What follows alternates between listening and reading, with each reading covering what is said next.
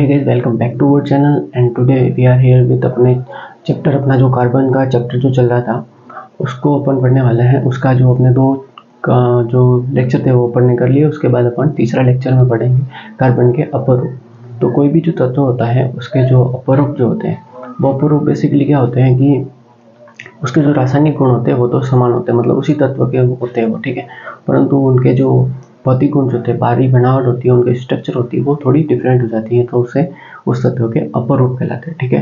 जैसे अपने कार्बन के तीन अपर रूप है, हीरा, ग्रेफाइट और फुलरीन, ठीक है। तो अपन ने हीरे और ग्रेफाइट को अपन यहाँ पे बताने वाले हैं कि उनकी स्ट्रक्चर किस प्रकार से बनी होती है और वो क्यों कार्बन के अपर रूप के रूप में जाने जाते हैं और किस प्रकार से वो मतलब अपने दैनिक जीवन में भी उपयोगी है, ठीक है। तो चलिए शुरू करते हैं क्लास को। तो सबसे पहले अपन देखते हैं हीरा, ठीक है। तो कार्बन के तीन अपर रूप है, हीरा, ग्रेफाइट और फुलरीन, ठीक है। तो पहले पढ़ते हैं हीरे की स्ट्रक्चर। तो उससे पहले देखते हैं अपर रूप क्या होता है। तो अपर रूप किसी भी जो तत्व होते हैं उसके तत्व उसी का मतलब उससे बने होते हैं, परंतु उनके भौतिक गुणधर्म अलग होते हैं, परंतु रासायनिक गुणधर्म उनके सेम होते हैं, ठीक है। रासायनिक गुणधर्म बोले तो उनकी बनावट जो किस चीज़ से बने वो सेम होती है, ठीक है। तो पढ़ते हैं डायमंड। तो डायमंड क्या होता है, सर्वाधिक कठोर होता है। प्रकृति में उपलब्ध सभी तत्वों में सबसे कठोर जो है ये है हीरा, ठीक है। अपने शरीर में सबसे कठोर है वो है इनेमल, जो धातु का इनेमल बनता है वो, ठीक है। फिर अपने हीरा जो होता है विद्युत का कुचालक होता है, ठीक है। अपन ने पहले पढ़ा था कार्बन के अधिकतर जो तत्व बनते हैं वो सामान्यतः विद्युत के कुचालक ही पाए जाते हैं, ठीक है, अधिकतर, ठीक है, सारे नहीं अधिकतर, ठीक है। तो कार्बन का प्रत्येक परमाणु कार्बन के अन्य 4 परमाणु से अबंधित होता है और 3D व्यवस्था के रूप में जब मतलब बना होता है, ठीक है। मतलब कार्बन का एक परमाणु कार्बन के अन्य 4 परमाणुओं से एक विशेष प्रकार से जुड़ा होता है और हीरे की संरचना का निर्माण करता है, ठीक है।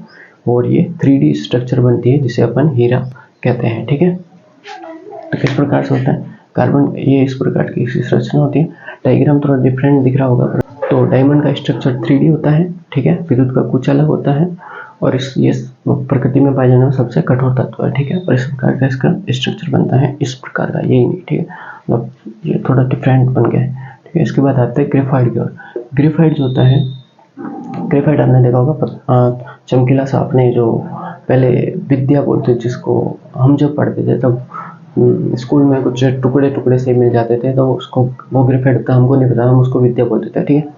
तो ये ग्रेफाइट होता है, ठीक है। ग्रेफाइट जो होता है विद्युत का सुचालक होता है, मतलब इसमें विद्युत धारा प्रवाहित होती है। कार्बन के बहुत सारे तत्व है जो विद्युत के कुचालक होते हैं और ग्रेफाइट है जो सुचालक है, ठीक है। फिर ये एक चमकीला सा पदार्थ होता है, फिसलनशील, मतलब इसकी संरचना फिसलनशील होती है, मतलब एक प्रकार से फिसलन होती है इसमें, ठीक है। तो कार्बन का प्रत्येक परमाणु कार्बन के अन्य 3 परमाणुओं के साथ एक ही तल पर स्थित होता है, मतलब कार्बन का प्रत्येक परमाणु के अन्य 3 परमाणुओं के साथ एक ही तल पर उपस्थित होता है तथा एक षटकोणीय मतलब एक व्यंजन के अनुरूप में एक संरचना का निर्माण करता है। व्यंजन इस प्रकार का होता है, षटकोण इस प्रकार का होता है। इस संरचना में एक व्यू के रूप में दिखता है अपन को जब उसको देखा जाता है तो, ठीक है। द्विआबंध होते हैं, मतलब डबल बॉन्ड होते हैं, ठीक है। इसके बाद फिसलनशील विद्युत का सुचालक होता है और इस प्रकार का इसका कुछ स्ट्रक्चर होता है ग्रेफाइट का, ठीक है। तो ये था अपने ग्रेफाइट और हीरे का संरचना, ठीक है। और जो प्रकृति में उपलब्ध जो अपने कार्बन के अपर रूप है वो अपन ने पढ़ लिए हैं। और चलिए मिलते हैं नेक्स्ट क्लास में।